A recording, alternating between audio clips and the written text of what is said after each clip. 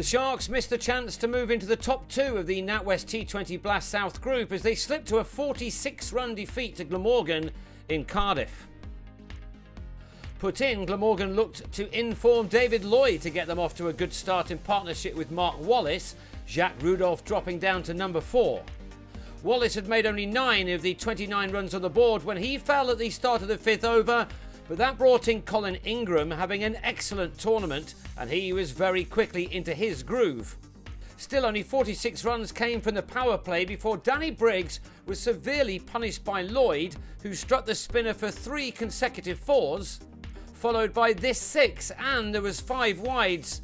Briggs, normally so economical, saw his second over of the evening go for 24 runs. His spin twin Will Beer had more success, and crucially, he removed Ingram for 16, Kulasekara with the catch in the deep, which left the Welshman on 71 for 2 in the 8th over. Lloyd really is finding some good form of late, and 2 more 4s had him at his 50 off 32 balls, his boundary count now up to 8 4s and 1 6. And he wasn't done yet either. Chris Nash was given the ball in place of Briggs, but he too was sent into the distance first by Lloyd and then by Rudolph, the ball ending up in the River Taff. The 13th over cost the Sharks 17 runs, and Glamorgan was set for a very big score. But Kulasekara brought his side right back into the contest with 2 wickets in 2 balls. Rudolph was caught by Luke Wright in the covers for 24. While we had a Donald Duck, Anuryn Donald giving Craig Kachopa some work to do behind the stumps next ball, Glamorgan now on 129 for 4 after 14. The excellent Kulasekara had yet more to celebrate in his next over, Graham Wagg finding Matt Machin, and when Lloyd on 81 then handed Phil Salt a catch with a mistimed pull off Chris Jordan, the home team were firmly on the slide. And that continued in the 18th over, Teemal Mills getting rid of both Tim van der Hooten for a duck, Taylor with his second catch of the night, and Craig Macheda for 3, Glamorgan stumbling from 128 for 3 to 151 for 8 in the space of 28 deliveries. Some tip and running saw them end on 159 for 8, nothing like what they would have expected to get, Kulasekara with figures of 4 for 28.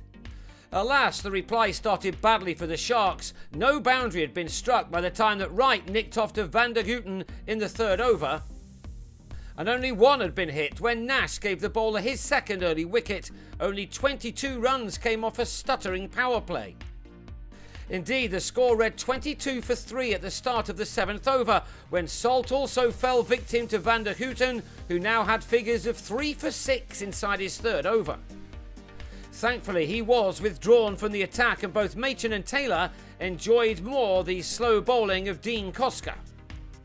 Taylor hit the first 6 of the Sussex innings as they reached the halfway stage of their chase with a score of 54 for 3, 106 more needed. Van der Hooten remained in the thick of things by taking the catch which got shot of Taylor for 19. And when Wagg removed Machin the next over, Macheda with the catch, the Sharks were in a lot of bother on 68 for 5. Perhaps their last hope lay with Jordan and Kachopa, but the former was bowled by Michael Hogan for a dozen, before Kulasekara's excellent night was ruined as he also had his stumps disturbed in the same Hogan over to go for a duck. Sussex now on 78 for 7 after 14 overs. This was certainly not one of the visitors' more impressive batting displays. They were in danger of failing to make 3 figures when Kachopa gave Hogan some work to do in the field. 80 for 8 was the total at that time, and the 100 had just been breached when Briggs gave van der Hooten his 4th wicket on his return to the attack for final figures of 4 for 17. And it was all over in the penultimate over as Beer was held by Ingram off Wagg for 18. The Sharks all out for 113. So a 46-run loss was the outcome, with Glamorgan now looking well placed to win the group. Sussex are in 3rd, but the 3 teams beneath them all have games in hand.